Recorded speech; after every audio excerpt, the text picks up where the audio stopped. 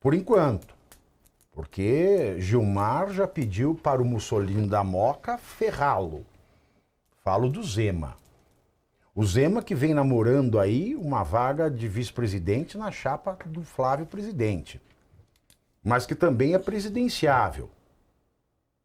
Integrantes do PL, que é o partido do Flávio Bolsonaro, avaliam que a radicalização de Romeu Zema. Para um pouquinho aí. Né? Olha, o PL devia trocar a sigla para PM. Pau mole. Que é o partido de gente de pau mole, o PL. Pau mole. Zema radical, por que o Zema radical? Né? Porque o Zema está dando aos malfeitos os nomes que os malfeitos têm? Porque ele está chamando a doença pelo nome que ela tem? Porque ele diz que câncer é câncer e não biluteteia?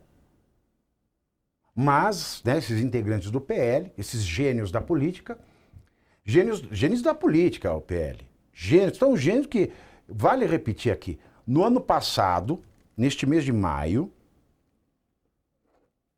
São Paulo tinha 2 senadores da direita eleitos. Hoje, com os trambiques do Valdemar Costa Neto, nós temos a Simone Tebet eleita e o segundo a gente não sabe se é o Márcio França ou a Marina Silva. Então, essa avaliação do Zema radical vindo de um partido que não deveria falar nada, deveria agradecer e ficar quieto se não quer enfrentar o problema de frente. Aí muita gente fala, mas aí para o Zema é fácil. O Zema pode enfrentar o STF. Como é que pode? Todo homem público deve enfrentar aquele que malversa a coisa pública. Mas o Flávio não pode. Não pode por quê? Então, se você vem com essa história de que o Flávio não pode, vocês estão pior, vocês estão jogando contra a candidatura do Flávio. Porque se ele não pode, alguma coisa tem. Agora, o Zema, se ele está fazendo isso dentro do gozo da liberdade de expressão que um cidadão tem para com aqueles que administram todas as vertentes da coisa pública, e o judiciário, o poder judicante é uma delas, ele faz muito bem. Mas essa ala do PL diz que avaliam que essa radicalização do Romeu Zema, que passou a atacar, não é atacar, é falar o que é diretamente ministros do STF nas últimas semanas, enfraquece o nome do ex-governador mineiro para, eventualmente, ser vice de Flávio. Segundo o Estadão, o entendimento de parte dos dirigentes pau-mole do PL é de que Flávio já tem os votos da direita e precisa justamente atrair o eleitor de centro, que se assusta com os ataques ao STF. Faça-me o favor. Por falar em Flávio, pré-candidato, vai participar no próximo domingo, depois de amanhã, de um culto na Assembleia. Depois de amanhã, Alemão? Depois de amanhã, de um culto da Assembleia de Deus Vitória em Cristo, no Rio de Janeiro, liderada pelo pastor Silas Malafaia. A presença do senador ocorre ao lado de nomes do PL, como o ex-governador Cláudio Castro, o deputado federal Sóstenes Cavalcante, o deputado estadual fluminense Douglas Ruas e o ex-prefeito do Rio, Marcelo Crivella, do Republicanos. O encontro simboliza a reaproximação entre Flávio e Malafaia, um dos principais articuladores do eleitorado evangélico alinhado à direita. Agora, se ele se aproxima do Malafaia, se ele tem problemas com essa palmolescência do pessoal do partido, o pior para a campanha do Flávio Bolsonaro é a família. Preterida na disputa presidencial em favor de Flávio Bolsonaro, a ex-primeira-dama Michele Bolsonaro voltou a criticar outro de seus enteados, o ex-vereador Carlos Bolsonaro. Na semana passada, Michele compartilhou uma postagem do senador Espiridião Amin, do PP, que é adversário de Carlos na disputa ao Senado por Santa Catarina neste ano. Dessa vez, Michele compartilhou uma postagem na qual Espiridião defende o PL da dosimetria. Foi a segunda vez em menos de um mês que Michele divulga Espiridião Amin que concorrerá à reeleição, tendo 2 candidatos do PL como adversários. Além de Carlos Bolsonaro, a deputada federal Caroline Detoni também disputará uma vaga no Senado por Santa Catarina.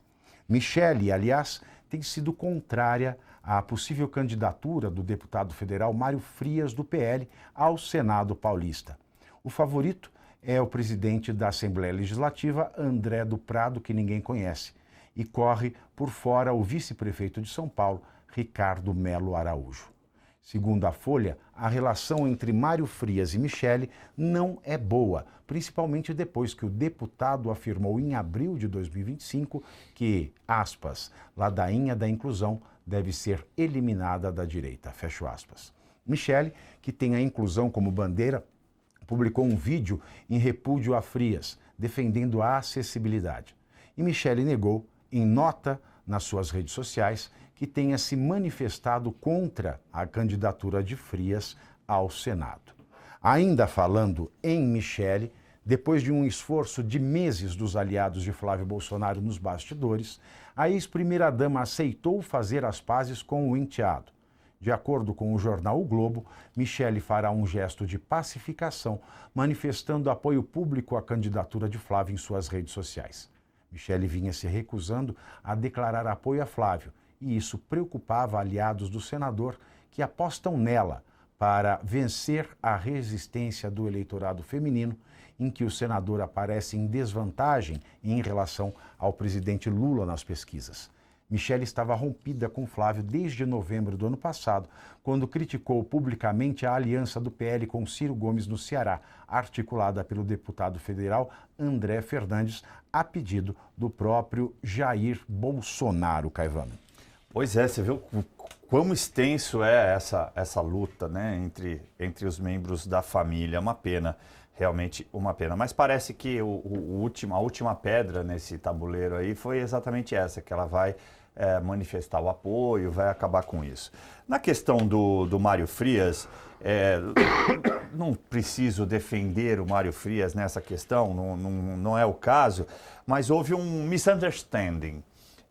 Um mal-entendido. Ele usou o termo inclusão porque ele defende, né, à frente, inclusive quando ele ficou da Secretaria de Cultura, ele defende que todos têm direito, obviamente, a pleitear o que for diante de qualquer governo, mas ele é contra a pauta identitária utilizada pela esquerda e na acusação, vamos colocar entre aspas, que ele faz, é que muitas dessas pautas identitárias acabam sendo absorvidas pela inclusão, que no caso da Michele são aquelas crianças especiais, né? Autistas e etc. Então, houve só um mal-entendido que gerou um ruído enorme, houve tentativa de apaziguamento, mas me parece que ambos os lados aí não conseguiram consertar. Mas eu rogo que em breve, né, rogo mesmo, torço, para que eles em breve consigam conversar e apurar aí essas arestas, porque é para o bem do país, não é para o bem de família A ou de família B, de nome A ou de nome B. E na ausência de Eduardo Bolsonaro, me parece que o nome do Mário Frias seria o automático, inclusive para o próprio Eduardo.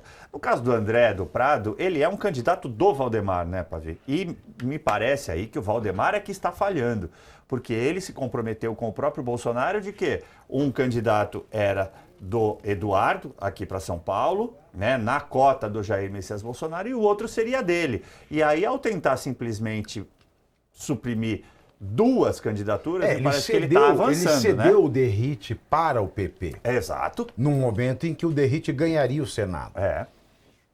No momento em que o Derrite não tinha se desgastado com 85% Exatamente. Da corporação. E aí a gente fica refém, como você muito bem colocou, né? O que lá em março a gente tinha 2 expoentes aí para fazer uma chapa pura, agora a gente acaba não tendo nenhum, né? Quem está à frente, porque não há uma decisão ainda do PL, quem está à frente, infelizmente, são candidatos da esquerda. Mas vamos aguardar as cenas dos próximos capítulos dessa grande novela mexicana chamada Brasil. Agora, Romeu Zema, Eduardo. Romeu Zema cresceu substancialmente com o protagonismo das últimas semanas e muita gente do STF e muita gente também do PL apareceu dizendo o seguinte: o STF não pode ser pauta da campanha.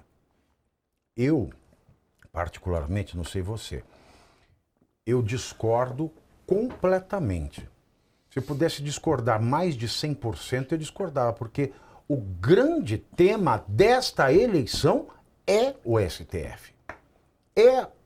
Não o STF, mas sim o que os ministros que lá estão fizeram dessa instituição, que precisa voltar a ser suprema.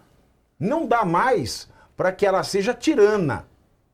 Hoje a gente tem um TTF, um tirano Tribunal Federal, em razão dos ministros que lá estão. Nós precisamos voltar até essa instituição e eu acho que esse é o tema dessa campanha.